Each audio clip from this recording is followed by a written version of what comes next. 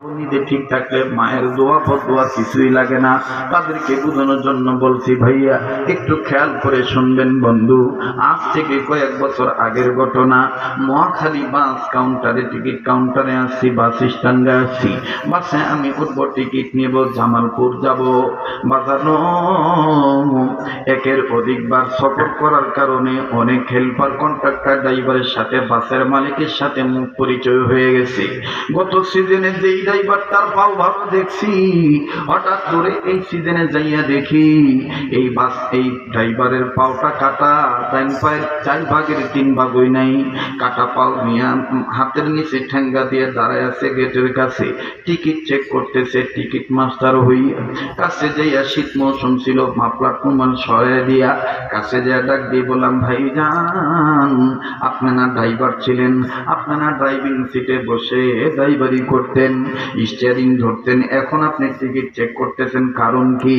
আপনার পাও তো আমি গত বছর ভালো দেখে গেছি, আজকে দেখতেছি পাও কাটা, কি কারণে এরকম হলো বলেন না? কোন দিন আপনার দুর্ঘটনা ঘটলো? বাজান যে আমাকে দেখা মাত্রই লোকটা চিনে ফেলেছে, চোখের পানি ঝর্ণার মতন ছেড়ে দিয়ে কয়, হুজুর আমি তো আপনারও চিন্না বলেছি, হুজুর আপনি ভালো আছেননি?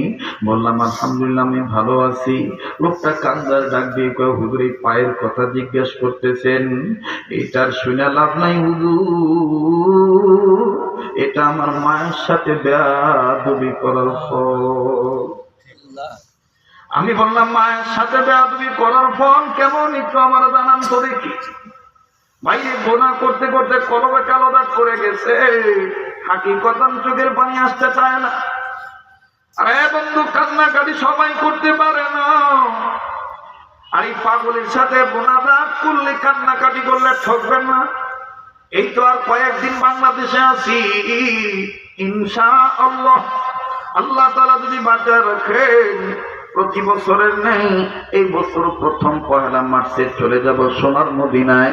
গোটা রমজান মাস আমি মদিনায় থাকবো, শাওয়াল মাসের 7-8 তারিখে মদিনা থেকে আসবো।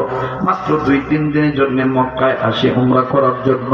বেশিরভাগ রমজান মাস, গোটা রমজান আমার মদিনায় থাকতে হয়। বাজানো কথা দিচ্ছি বন্ধু, মুসাফির হইয়া আমি রমজান মাসে আপনাদেরকে বলবো না, আপনাদের পক্ষ থেকে রাসূলুল্লাহ রওজায় সালাম পৌঁছে দেবো ইনশাআল্লাহ। আবার খাবার ধরো আপনাদের জন্য দোয়া করব, আপনারা আমারে ভুলেন না। ইফতারির আগে দোয়া কবুল হয়, ইফতারি করার সময় আমি গুনাহগারের জন্য একটু দোয়া করবেন, পারবেন তো ইনশাআল্লাহ? বলেন পারবেন তো ইনশাআল্লাহ? সেই বলছি বাজান, দিনটা নরম করে দেন। আরে বন্ধু, কত রাত্র কত জায়গায় কাটা,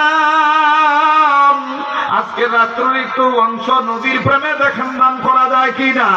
এবার ড্রাইভার লোকটাকে ডাক দিয়ে বললাম, ভাইজান মায়ের সাথে কেমন বেয়াদবি করেছেন?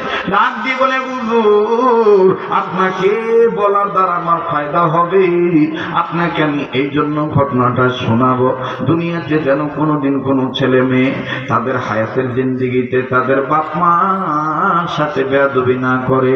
হুজুর আপনি ওয়াজ মাহফিল এই কথাটা বললে অনেক যুবক হেদায়েত পেয়ে যাইতে পারে। আমি বললাম সেটা পরের কথা, আগে বলেন আপনি কি করতেন একটু বলেন তো দেখি। লোকটা ডাক দিয়ে বলে, হুজুর বলার আগে আমি একটু শুনতে চাই, আমার আল্লাহ আমার এই বড় গুনাহ থেকে মাফ দিবনি, এই পাপ থেকে আল্লাহ আমারে মাফ দিবনি। আমি বললাম কি বলছেন বলেন না। লোকটা একটু আড়ালে নিয়া টিকিট চেকের দায়িত্ব আরেকজনকে দিয়া, যেহেতু 10-15-20 মিনিট আরো সময় লাগবে গাড়ি ছাড়তে, আমার বন্ধুগণ এই ফাঁকে অন্য একটা চা স্টোরে নিয়ে গেল, আমাকে নিজে নিরালা বসাইয়া। লোকটা আমার হাত ধরে কান্নার ডাক দিয়ে কয়, হুজুর মায়ের সাথে বেয়াদবি করার ফল কেমন বেয়াদবি বলেন না। ডাক দিয়ে কয়, হুজুর আপনি ভালোই জেনেছেন আমি ড্রাইভার ছিলাম, এই রুট নিয়ে ঢাকা ময়মনসিংহ রুট নিয়ে মাসের পর মাস, বছরের পর বছর আমি গাড়ি চালাইছি। তবে হুজুর আমার ডিউটি টাইম ছিল বেশিরভাগ নাইট ডিউটি। হুজুর এই নাইট ডিউটি করে আমি অর্ঘমাসল লইয়া রাত্র জাগিয়া যখন আমি বাড়িতে গেছি, সকাল তখন 9টা 10টা 8টা 9টা 10টার মতন বাজি। আমার বাড়িটা রাস্তার সাথে, হুজুর বাড়িতে ঢোকার আগে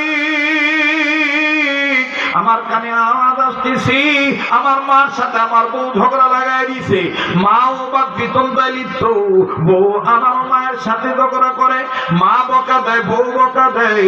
এইভাবে যখন ঝগড়াঝাটির আওয়াজ পাই, হুজুর আল্লাহর কসম করে বলি আমার মাথা ঠিক ছিল না।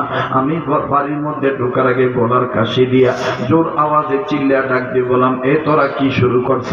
এটা কি বস্তির বাড়ি পাইছ নাকি? রাস্তার মানুষ কি বলবে? এই বাড়ির মহিলাদের কোনো মান ইজ্জত নাই। হুজুর জানেননি আমার এই গলার আওয়াজ পাইয়া আমার মা শর্মিন্দা হইয়া আমার মা ঘরের ভিতরে চলে গেল। মা জননীর কথা বাড়াইল না, কিন্তু হুজুর আমার গলার আওয়াজ পাইয়া আমার বিবি কেমন জানি অজ্ঞান হয়ে গেল। আমার বিবি সেন্সলেস হইয়া জমিনে লুটে পড়ল। আমার বিবির পড়া অবস্থা দেখা আমার মেয়ে আর ছেলে ছোট্ট ছোট্ট সন্তান তারা আমার বিবির জরে দূরে কান্দে আর ডাক দিয়ে বলে, মা গো তোমার কি হইল? তুমি কি চোখ খোলো না, মুখ খোলো না? ও মা তুমি কি আমাদের রাইখা মইরা গেলে নাকি মা? ও হুজুর এই বউয়ের এই অবস্থা দেখা, ছেলে মেয়ের এই দুরবস্থা দেখা আমার ভিতরে একটা ভয় কাজ করতেছে। না জানি আমার বেগম মারা যায়, আমার এই বউটা যদি মইরা যায়, এই বৃদ্ধ বয়সে আমার মা আর আমার জেল খাটা লাগবে, আমার মার্ডার কেসের আসামি হওয়া লাগবে। হুজুর আমার হিতাই জ্ঞান ছিল না, আমার মেজাজ চড়া হয়ে গেল। আমি ভোর প্রগণে পড়িয়া মায়ের কাছে গেলাম খোঁজ ধারার জন্য। হুজুর আমি উল্টা কোনো কিছুই দেখলাম না, আমি ভালো মন্দ কোনো যাচাই করলাম না। আমার মা দরজার দিকে পৃষ্ঠের দিকে পিঠ দিয়া মা আমার খাটের উপর বইসা রইছে, বেড়ার দিকে তাকায় টাকা মায়ের পান বানাই দিয়েছিল, মায়ের পান খাওয়ার অভ্যাস ছিল। হুজুরও দরজা খোলা, মায়ের পৃষ্ঠতে দরজার দিকে দিয়ে বইছে পান বানাইতেছে। আমি আমার মায়ের ভালো মন্দ কথা জিজ্ঞাসা না করে আমার বনে পড়িয়া মায়ের পিঠ বরাবর একটা লাঠি দিয়ে কইলাম, কি পাইছ তুই? পরের মেয়েটা যদি মারা যায় এখন কি জবাব দিবি?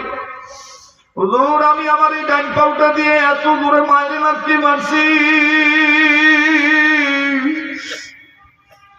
আমার মা লাঠি খাইয়া জমিনে চোখের দিকে পড়া যায়।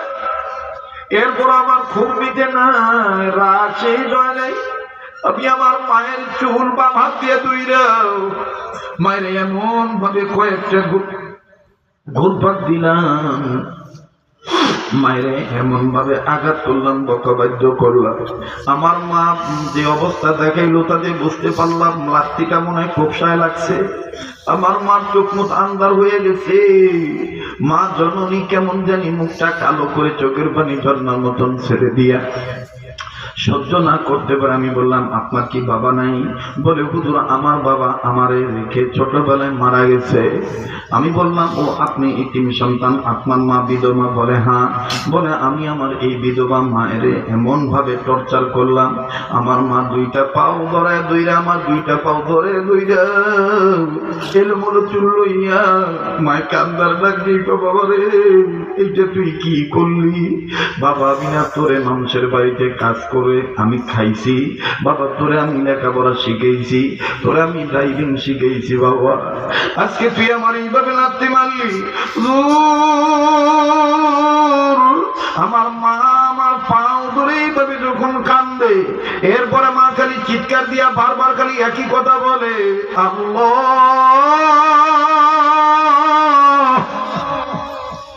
এই ছেলের পায়ে লাথি খাওয়ার আগে কেন তুমি আমার মরণ দিলা না? হুজুর আমার মা অন্য কোনো বদুয়া দেয় না, মা শুধু বারবার বলে, ও আল্লাহ আমার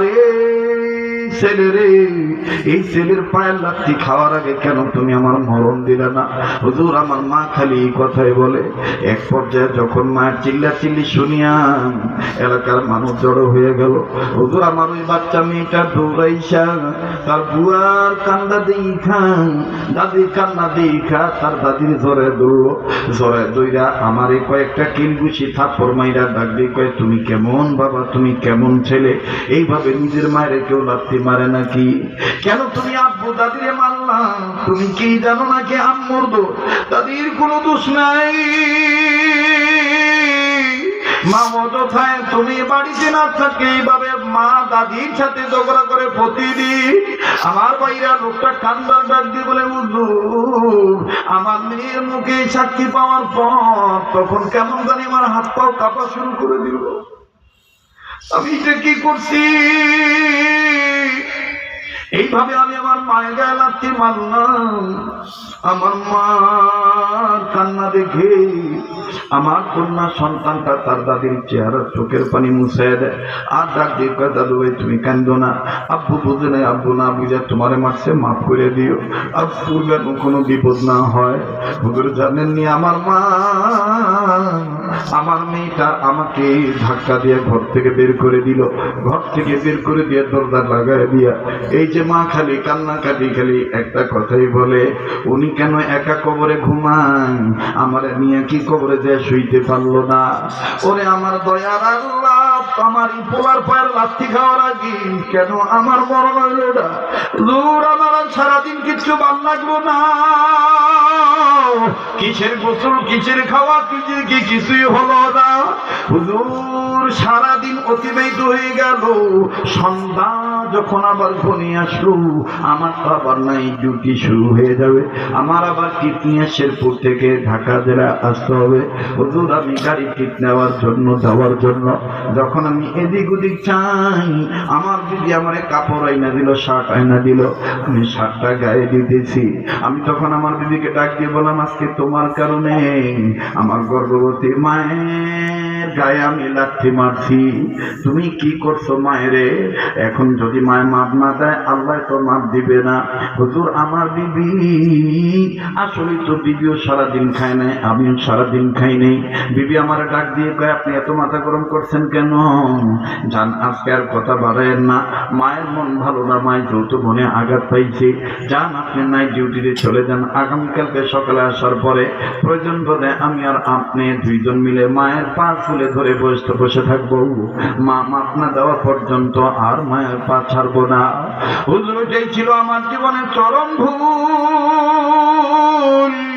আমি না খাইয়া না গোসল কইরা কোন মতন হাত ধুইয়া মুখ ধুইয়া কাপড় পরিয়া যখন আমি রওনা দিদি, হুজুর জানেননি যেই মায়ের মাইরা তোমার কেমন উপক্রম হয়ে গেছিল, ওই মা যখন বুঝতে পারে আমি চিপে যাই, তখন আমার ওই জনম দুঃখিনী মা ঘরের দরজা আটকাইয়া চিল্লা আমার মেয়েটারে ডাক দিয়ে কয়, আঁকলি মা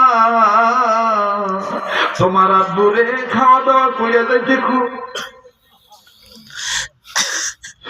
তোমার আব্বুরে সাবধানে গাড়ি চালাইতে কইও, সারাদিন মনে হয় ঘুমায় নাই, খায় নাই।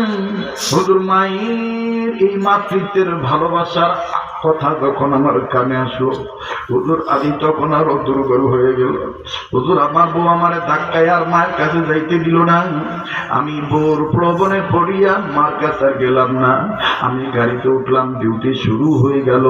হুজুর আল্লাহর কসম করে বলি, যেই নাই ডিউটি চলাকালীন অবস্থায় জীবনে কোনোদিন আমার মাধ্যমে কোনো দুর্ঘটনা ঘটে নাই, কিন্তু ওই দিন আল্লাহর মায়ের দুনিয়ার ভাগ হঠাৎ করে